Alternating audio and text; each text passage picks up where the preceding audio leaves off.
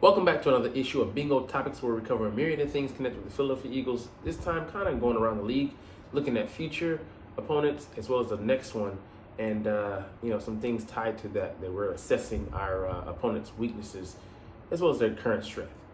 Anyways, let's get into the video. What's up, it's your boy Cintron, coming back at you with another analysis video. To kid you not, that's my real name. So first up, it's something I took from someone we may not face this season. Depends if we make the playoffs. Then I think we probably have a likely chance of bumping into them at some point. But Cintron Arnold, who was the second cornerback taken in the draft after the Eagles took Quinyon Mitchell at 27, first just flagged for his second PI in his zone. And I'm not saying the young man won't have a good career. I believe, for me, he was the second highest rated corner. Guy I still didn't want because I wanted Quinyon Mitchell so bad. Pause.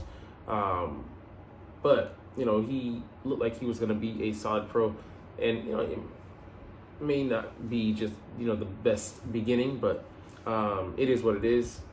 He was grabby at Alabama, a little bit too handsy, and he played in the SEC where he had a better gaggle of receivers to go against, both in practice on his own squad and in the SEC overall. But while Quinyon Mitchell may not have had the same quality of opponents, granted to him, he's playing better out of the gate because he looks more ready. He looks well versed. I would say he's a better overall prospect because he can do all things in the system. So I think he can play in any system. But it just goes to show you that that he's not don't measure the man by the size of his school, measure him by the size of the fight, the dog in him. So Quinyon looks like that dude, and yeah, he got a PI. Which also Zach Bond got called for roughing the passer, but I think they took roughing the passer penalty, so they didn't call that on him. But it wasn't interference. But we see on some other tight coverages, he had a 66 quarterback rating allowed. He played very good. Played with the the headiness of a veteran, looking back for the ball. When he had Christian Watson in the end zone, and just sticky tight coverage and passing off routes excellently and not falling for some of the bait on others. So. I like us winning this, not almost a trade, winning this deal so far and picking the right cornerback. And I'm so glad we didn't pick Cintron Arnold. I mean, he's 5'11", ran a 4.5, 4.51, something like that. But Quinyon has, breathtaking speed, can keep up with anybody. He was keeping up with the 6'4", 209-pound Watson, who ran a 4.36 himself. Not exactly a non-fleet-footed guy, and he excellently position in his hip pocket and just, like I said, plays with the awareness of a veteran on a lot of plays. But he still needs to work out the kinks. But he'll get PT and he'll get better. So I think that we won this deal picking him thus far first. So we'll see how it plays out. Anyways, next up, the Eagles opened as 5.5 favorites over the Falcons. I saw 6 points. Some other places, but looking at the game that the Falcons had, I had them to win that game, and they dropped it to the Steelers. And not saying the Steelers are a bad outfit, but they're strong in the D. Pause. But other than that, their offense can be scattershot. I do like what Justin Fields has to offer, but he's more of an individual playmaker and not a guy who routinely uplifts the offense and keeps them on schedule. So I think they're better with Russell Wilson if he can have them playing ahead of the sticks and keeping them on schedule. But that being said, the Falcons are still dangerous on offense, so I'm wary. But I understand why we would be favorites. And then this pass rush, we'll see what it brings. But we have some guys that can get after the quarterback. But TJ Watt is in a class of all of his own, a different class, himself. With what he's able to get at the quarterback, should have had 3 sacks, 2 strip sacks, callback by penalty, and then one was on him. But hey, man, I like to think, I would like to see on our home field, our true home opener, what we can do, and it'll be a telling game. So, anyways, let's get to the next letter half of that. So here's where we have 6-point favorites. Falcons only scored 10 points today, so Kirk Cousins was atrocious. I mean, he threw 2 picks, didn't look comfortable. And yeah, it was his first time seeing action this season. Didn't see time in the preseason. But it is what it is. Jalen Hurts wasn't, the sharpest as well. He did, get us the dub though, so there's a difference in that. But it wasn't a tight contest as far as on offense. We didn't play tight. So in the beginning, we made some mistakes, but we still put up 30 plus. And again, we were disjointed at times. So I like our chances to be able to give the Falcons all they can handle and some more. We'll see how that defense plays. The defense held the Steelers to some points to 18. So that's a good number, but I still like us, the plethora of options we have to overwhelm most defenses we're going to face, and I still don't think that the Falcons are quite there. And it's going to be a challenge for our defense, though, to hold them. So we'll see how we do that in our home opener on Monday Night Football, Tuesday for me. So I'll probably be doing that game after work, but, going in blind. So we'll see. Anyways, let's get to our divisional opponent because they won their game today, too.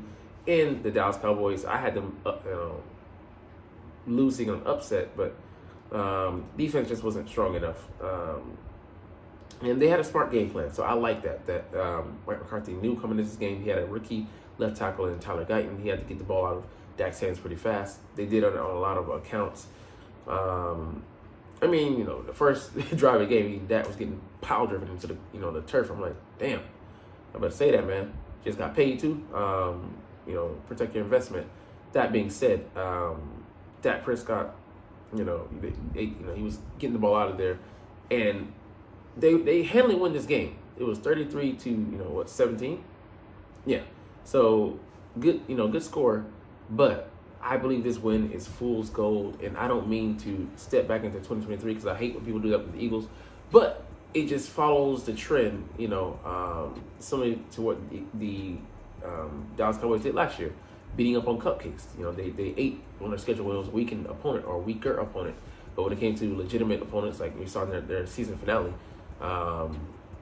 in Dallas versus Green Bay, they got destroyed. So going up against quality opponents on their level, they couldn't hang. Yeah, they caught us at a good time, lacking, in the second game. But the first game, we gave them all they could, handle, and they lost that game. So they lost against the 49ers, got drubbed. They lost against against the Bills. They might have lost against the Dolphins. But hey, when an opponent on or near their level, they bowed out last year. So that Cleveland this year, they're struggling on offense. Defense looks pretty good though. Can't lie. They took advantage of a weaker opponent. What it looks like. Their offense. Cleveland struggled. They have tackles. 2 tackles that. The tackles that are injured. I don't know if they're long term or not, but they weren't up to the task at that position, and Dallas took advantage. And their defense dominated. And we see that Cleveland also had the latter half, or the better half of the time possession, and they had more chances. But 45 passing attempts, tells you that they were out there, but they just couldn't get it together. So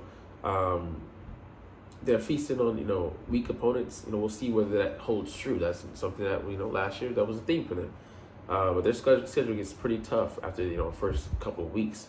I think even just next week, send me a step up, and then after that, continually. Week 4, week 4, they play the Ravens, so it'll be a tough battle for them. But that being said, you can see that. They didn't do that much. Dak wasn't out there, too much. 179 yards. He didn't have to do too much, and that was the status quo of last year as well.